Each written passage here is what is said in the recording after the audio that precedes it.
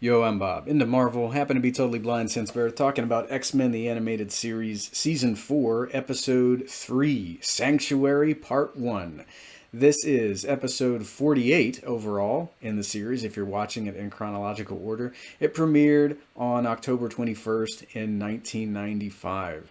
I remember taping this one and the following episode as they would premiere on TV. I also remember getting pretty excited because Halloween was just around the corner.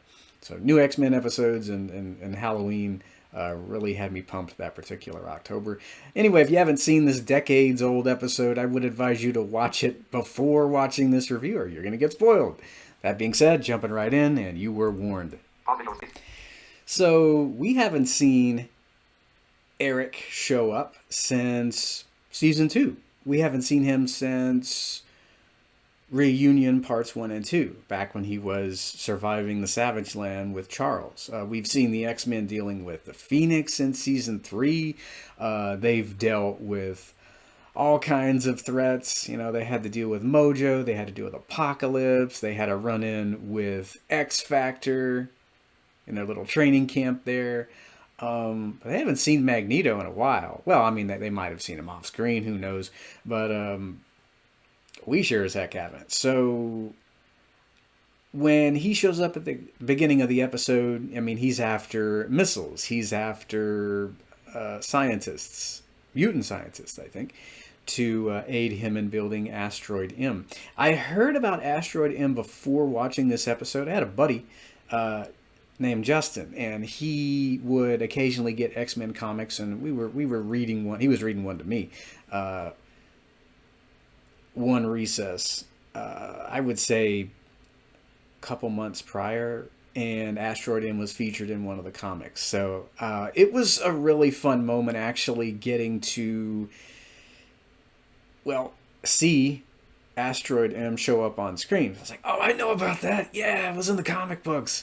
So I had one of those really cool moments where I knew about that particular location from the Marvel comics. It was a magical moment, I think, when watching this episode for the first time. But yeah, Magneto, he is tired of all that he's seen. He's tired of having to fight so hard for everything that he's got. He just wants to be left alone. I think one of my favorite quotes from him in the entire original animated series is, "I ask for so little, just to be left alone." And I mean, we get that in this particular episode. He's just wanting to vamoose off of Earth. He wants to live a peaceful life if he can help it. He's tired of fighting. He's seen too much. He's done too much. He's been through too much. And I like how, I mean, even though he wants peace at the very beginning of the episode, he's commandeering some missiles. I don't know for sure, but if we're watching this episode right after A Deal with the Devil, I mean, I doubt they're the same missiles that were taken from the sub. Who knows? Maybe they are. I doubt they are, though. But yeah, he's gathering missiles, and then he heads to, I'm thinking it's the UN, according to stuff I've read online. And I'm just now finding out that that's where he went. I mean, there's no audio description of where he is in the original animated series. A lot of what I know, I just pick up, and I have picked up over the years, as I've said in other videos. So from what I'm reading online, he shows up at the UN while people are wondering what the heck has happened to the missing scientists. And he lets everybody know, yeah, we're building a mutants-only asteroid. I'm tired of all of the barbarism. I'm tired of all the hatred that mutants are having to deal with. We're just not going to do it anymore. And he's letting everybody know that they're welcome to head to Asteroid M. And I like the little flashbacks that we get as he's speaking. I'm not sure if he's brought clips to show. It would make sense if he had some footage to show while he's speaking, or maybe they're actual flashbacks. But we get to see Beast having to deal with the Friends of Humanity. We see, according to the vocal grunts, I think it's Warren Worthington there, as he's ripping out of his suit there with his angel wings. I think that might have been back in the Cure. And while all this is going on, Eric is letting everybody know that yeah, they're done with all the hatred geared toward mutants. And I like that the delegate from the Republic of Free Genosha, as he's talking about how mutants aren't slave labor. We believe they should be managed like every other resource. I'm like, well, that's kind of proving their point, dude. And then yeah, that's when Eric kind of busts in there and he's like, yeah, we're not letting you manage mutants anymore. And it's one of my favorite scenes. This guy, as we see in X-Men 97 a lot later on, he is very powerful, but this is another one of those instances in which he is trying to keep his anger in check. He is trying to do the right thing. Well, according to him, he's trying to do the right thing. I think he's isolating the mutants, and I think Xavier in this episode, I mean, that's what he's concerned about.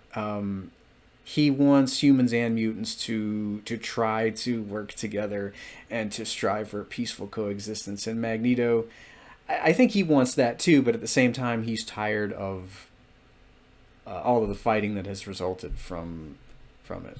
So, yeah, you've got Xavier very concerned that he's failed his friend. I love the voice work by Cedric Smith and David Hemblen in this episode. I mean, they're fantastic actors in this episode, as they are in every other episode. Just the weight that they add to a lot of their lines here, you really do get the feeling that these guys have, well, I mean, literally been through war, and they're both tired.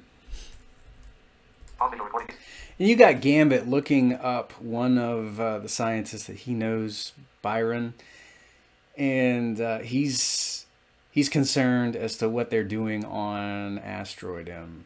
He's a bit squirrely about that, and Beast is trying to assuage his worries by like, they're just adapting Shi'ar technology, to better mutant kind like we are. We're trying to do the same thing. That's probably all that they're doing. And Beast is, ever the level-headed one, trying to be calm and collected.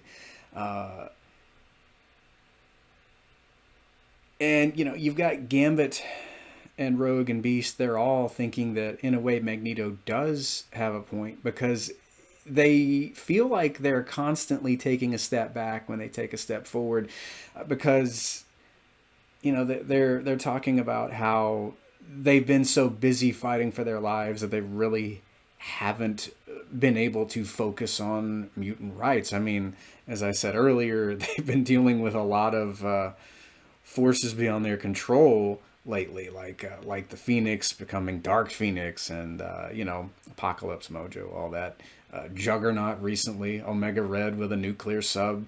So many crazy things popping up when you're an X-Man.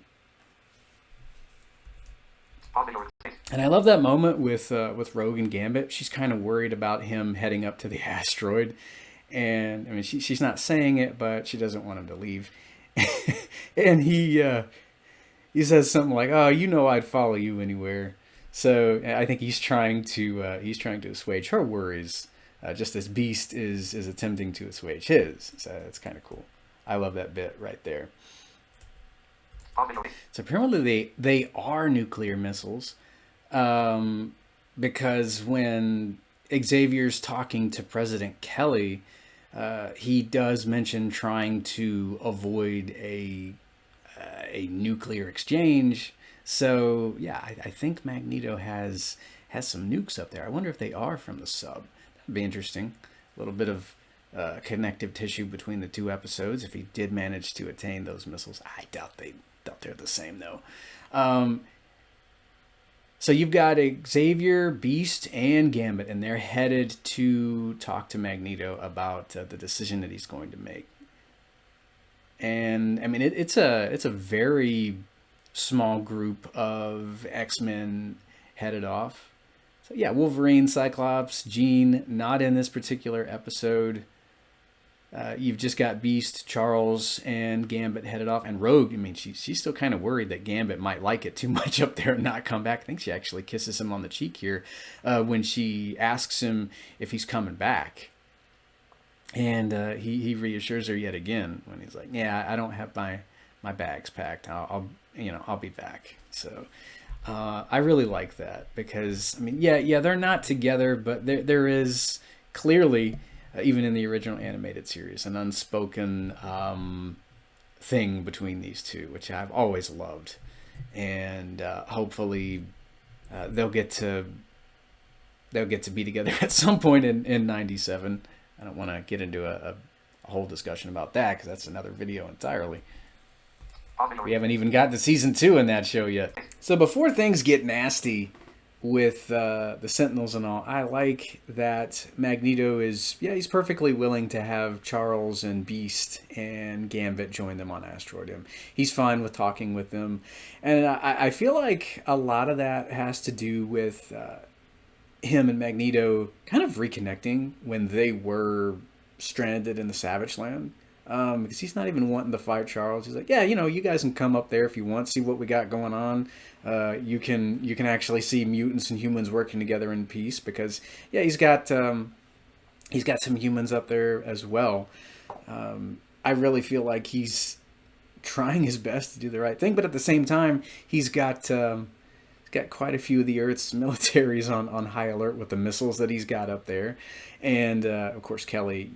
He's given Charles 12 hours to kind of get this straightened out. So Charles has a bit of a deadline. And we see Magneto's powers weakening. And when I watched this, once or twice when I was a kid, I always thought that Fabian Cortez, who we are introduced to in this episode, I always thought that he kind of sapped some of Magneto's powers, but now I wonder if Magneto just overexerted himself. Maybe it was a bit of both, but I think Cortez is weaselly enough to where he could probably take some of Magneto's juice away, and have Magneto depending on him, because I mean that's an in for Cortez. I think Cortez is all about sitting at the captain's table, as it were. He seems like a very manipulative character here, very unhinged character. So, yeah, as things are just about to get heated, Magneto's powers are weakening, and then you have the Genosian government telling them, yeah, you're not taking our mutants anywhere, and you have this big Sentinel attack taking place. And this is when we get to see Cortez and a lot of the other mutants there. And Cortez seems to be leading the resistance here. He's more than ready to head to Asteroidium as well, but he's more, he's more of a fighter. I think he's got a lot of anger that has undoubtedly built up over the years, and it is, I think it's consumed him by this point. He absolutely hates humans, and this is interesting because this is how we were introduced to Magneto at the beginning of the series. Magneto, at that point, he'd had enough with humanity as well. He looked down on humans, but here he's ready to work with them. But you have Cortez, who, I mean, for all we know, he could have looked up to Magneto, and he might have decided to mirror Magneto's earlier stance on how he felt about humans. So I think this is Magneto's his outrage, his hatred toward humanity kind of coming back to bite him in the butt a little bit here with Cortez. Because Cortez sounds like he's much younger than Magneto here. And he's got a lot of anger issues toward humanity, as we see throughout this two-parter. And it's a short and sweet attack. I think they make pretty short work of the Sentinels because you've got a whole bunch of mutants with various powers versus Sentinels. So I don't think it's much of a challenge at this point. And Cortez here, he's showing off what he can do. giving Magneto more of an energy boost here before the fight's over. And I always got the sense that Cortez has looked up to Magneto for quite a while, at least in this continuity. I'm not too familiar with him in the comics. That's one character I'd like to do more research on when it comes to reading up on comic book incarnations of some of these guys. But yeah, I got the sense that he looked up to Eric for quite a while. And now that you've got Magneto or Eric, wanting to do things in more of a peaceful manner, I think Cortez is somewhat let down by that. I don't know for sure, but he seemed like he's kind of viewed Magneto as a messiah figure for a while, and now he sees the guy and he's like, well, you're not such of a much. You're not wanting to give the flat skinned humans their just desserts. You're just kind of wanting to go off and plant gardens in space. What is this? What have I signed up for? So it's not really flying with Fabian here. He is not amused by this, and he's a very Weasley manipulative character in the episode, as well as part 2. So in terms of the hero worship that Cortez is kind of doing here toward the end of part 1, yeah, he calls Magneto my lord. He says he and his followers are going to be Magneto's servants. And Magneto doesn't want any of that. Well, now he doesn't really want any of that. He's like, yeah, I need hard work, not adulation. So get off your knees and, just I need hard work. So, I think that probably had Cortez a bit taken aback. And just to show how Weasley that he is, he goes ahead and he launches a missile. I'm not sure where it goes. I would imagine it probably threatens some satellites, because then you have Asteroid M being attacked by several armed satellites, I think, according to the context clues here in the episode from the characters. Yeah, Cortez fired a missile, and in response to that, the asteroid is under attack, and he's just trying to manipulate the mutants into believing that the humans are out to get them, because he doesn't really want peace with humanity. He wants to dominate humanity. He feels like they're homo superior, as Magneto once felt, and he's apparently trying to veer away from that. But I think Cortez has probably been watching this guy for a while. I mean, I would imagine Magneto's been on quite a few news broadcasts over the years, and you've got this guy here. I guess he's been in the not so tender loving care of Genosha for quite a while now. He's angry at the entire world. He found a messiah, kind of father figure in Magneto, and now Magneto's not wanting to play ball with Cortez. He's not who Cortez imagined him to be at all, and Cortez is trying to kind of manipulate the situation to go his way here, and he does not like being dressed down by Magneto in front of all those people at all. He is not happy about that. I love the voice actor who plays Cortez. There's more than one source online. Somebody says it's Lawrence Bain. Somebody says it's another guy. I'm not able to see the credits to the episode, so I don't know who voices Fabian Cortez here. I have seen Lawrence Bain, his name floating around quite a bit. Although there is another website that says it's somebody else. Whoever it is, man, he makes the character sound so Weasley. Just, I don't know. I picture somebody kind of scrawny, kind of scrappy. Maybe I don't know. It's hard for me to imagine what this guy looks like. He sounds very young, very filled to the brim with anger, and it's a shame that we really didn't get to see him very much outside of these two episodes. Well, I mean, there's a reason why we don't, of course, and we'll get to that in due time. So now Magneto's got to send an apology to President Kelly and I would imagine other world leaders because Cortez has embarrassed the heck out of him. In the meantime, you got Xavier dealing with an old flame of his, Amelia Vogt. She's on Asteroid M2, and yeah, they didn't see eye to eye. They had divergent viewpoints, and she's not really wanting to see him at all. He's not too keen on everybody living on Asteroid M like insects in a jar. He feels like they should be on Earth trying to make peaceful coexistence between humans and mutants possible, rather than kind of running away from the situation. I think that's how he feels anyway. He's not really wanting to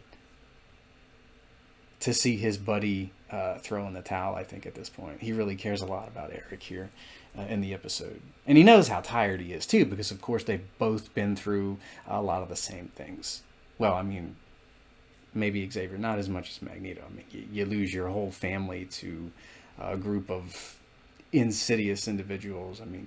Charles, he's been through stuff, but he does his absolute best to be there for Eric. But yeah, Eric has seen quite a lot. Button skip ahead 10 seconds. Hey, I got two screen readers yelling at me. Stop it. Such a sad story between Charles and Amelia, I think. He wanted to create the X-Men. She detested being a mutant, so she left, and ever since then he just poured everything he had into that team, that family, the school. So I can imagine seeing her again is just kind of a big shock for him, as well as for her too. She's very frosty toward him, but I'm sure she feels like he chose the X-Men over her. He chose his dream. I wonder if she feels as if he's putting his life in danger by doing all this. And it's such a great little bit of backstory that we get pertaining to Xavier in part 1. Yeah, she blames Charles for it being so difficult to be a mutant and live on Earth. There's something that she says along the lines of, Magneto may have built Asteroid M, but it's you who made it necessary because you're making too much noise. And as Beast says earlier, she just wants to live a private life. She doesn't want to be in the spotlight. She doesn't want any attention. And she, I think she's got some misplaced anger too. And of course, she's blaming Charles for how bad things get. Although, he is bringing an awful lot of attention to mutants. But he's got good intentions, though. Of course, he wants to strive for that peaceful coexistence between humans and mutants. And it's just a big mess between these two. So the ending of the episode with Magneto confronting Cortez about being very sneaky and manipulative doesn't go very well, of course, because you have Cortez who has been recharging Magneto's powers, and now he just takes what he's given to him away, and Magneto's as weak as a newborn kitten here, and Cortez is setting things up so the X-Men will look like they jettison the chamber with Magneto out into space here, manipulative little weasel that he is, and he's quite arrogant here. He's talking to Magneto like he did see him once as a messiah figure, but I like how dramatic he is when he's like, "I renounce you." It's like, yeah, you're kind of loopy, dude. You really need to literally come back down to earth here. But Cortez I think he's gotten a taste of true power here, being aboard an asteroid with a whole bunch of missiles at his command. Now he's really trying to get the situation to go the way that he wants it to. So now he makes the X-Men the Fall Men, and I love how the episode ends with everybody surrounding them, and stuff's about to go down.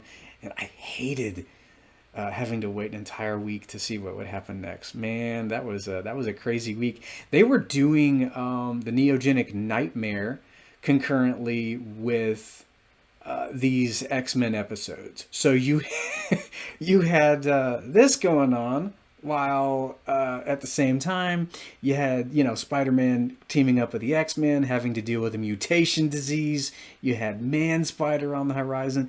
It was a crazy couple of seasons in terms of X-Men and Spider-Man. I loved every minute of it. So anyway, next time we're going to be talking about Sanctuary Part 2. Be here for that. And until then.